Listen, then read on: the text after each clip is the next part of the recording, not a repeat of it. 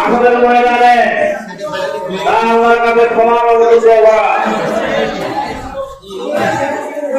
অর্থাৎ শীতকারী যারা সিলেট করে আপনার কাছে শীতের আওতায় হয়ে এমন কাজ করলে আমাদের ময়দানে কোনো প্রকারে তারা উপকারী হবে না।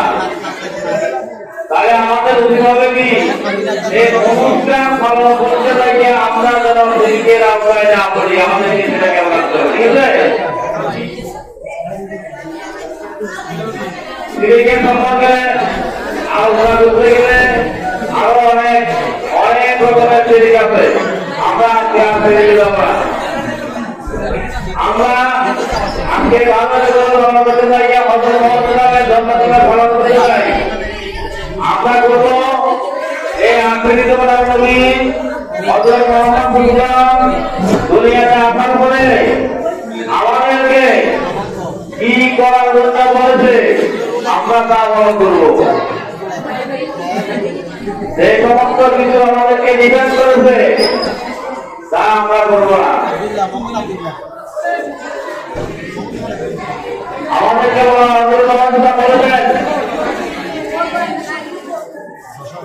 আমাদের কোরআন শরীফে আছে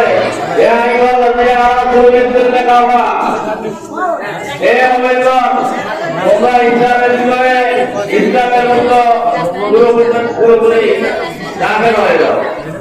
এই ইসলামের মধ্যে দাখিল হওয়ার ক্ষেত্রে শুধুমাত্র এই কলমা পড়লে মুসলমান হওয়া যায় না। এটা মাত্র ক্লাস 6 ভর্তি হওয়ার সময় একটা ছেলে যদি ক্লাস 6 ভর্তি হয়, ক্লাস 6 ভর্তি হওয়ার পরে সে এত বিমান করে না। শুধুমাত্র মুসলমানের ঘরে জন্মগ্রহণ করলে মুসলমান হওয়া যায় না। কারণ আমাদেরকে বলা হয়েছে ইসলামের সঞ্চয় স্তম্ভ, ইসলামের স্তম্ভ আমাদের শান্তি, ইসলামের সঞ্চয় স্তম্ভ পালন করার পরেও আমাদেরকে অনেক কাজ করতে হবে। আল্লাহ আমাদেরকে বিবেক দিয়ে পৃথিবীতে বানিয়েছেন, আমাদেরকে সেই বিবেক মোতাবেক কাজ করতে হবে। এই বিবেক মোতাবেক কাজ করতে হলে আমাদেরকে ইসলামের সঞ্চয় একদম সম্পূর্ণ পালন করতে হবে। আমাদের আমরা কেউ পালন করতে পারি আর না পারি, কিন্তু আমাদেরকে নাম স্বীকার করতে হবে।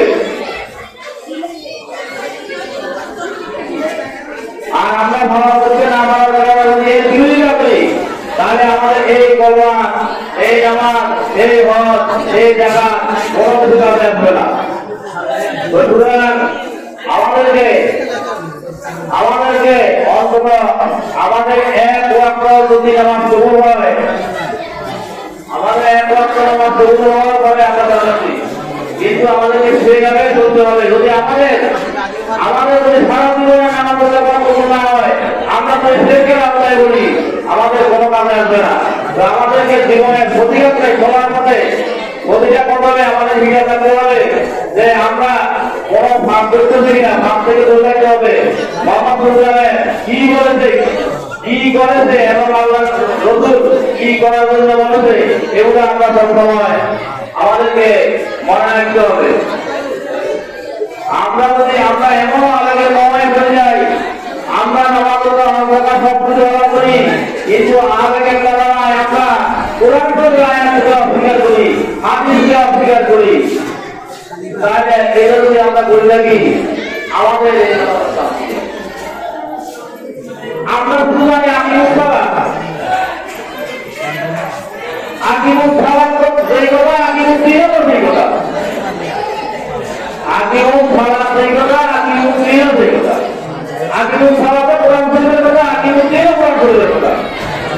তাহলে আমি আকিমুস সালাত আদায় করলাম, আকিমুস দিনের কথা তারা বলে তাদেরকে বিরোধিতা করলাম, তাদের দূরবর্তী প্রচার করলাম, তাহলে আমার এই মুসলমানের বলা হয়। মুসলমান হইতে হলে আপনাকে মুসলমানের মতো মুসলমান হইতে হবে। আজকে আমি একটা কথা বলতে চাই, যে আজকে অনেকে মিলাদুন নবী পালন করে, সেখানে যাইয়া দেখা যায় অনেক রকমের আরো গলের মধ্যে আমরা কিন্তু এমন কাজ করবো না যাতে আমাদের কোন পাপ হয়। আমরা যখন প্রভাবের বাকি হয় আমরা পেয়ে দেবো। আজকে আসলে অনেক কথা বলা ছিল, আরো অনেক অনেক কথা ছিল, আমাদের মোবাইল অসুবিধার কারণে আমি আর কিছু বললাম না। আমি আগামী ইনশাআল্লাহ আমরা আরো আগামী বছর থেকে আমরা আরো ভালোভাবে প্রস্তুতি নিয়ে ঈদের করতে পারি। এই রূপী যেন আমাদের নয়, আমরা আমার কাছে করিয়ে করি। অবশ্যই সবার আমি আজকে এখানে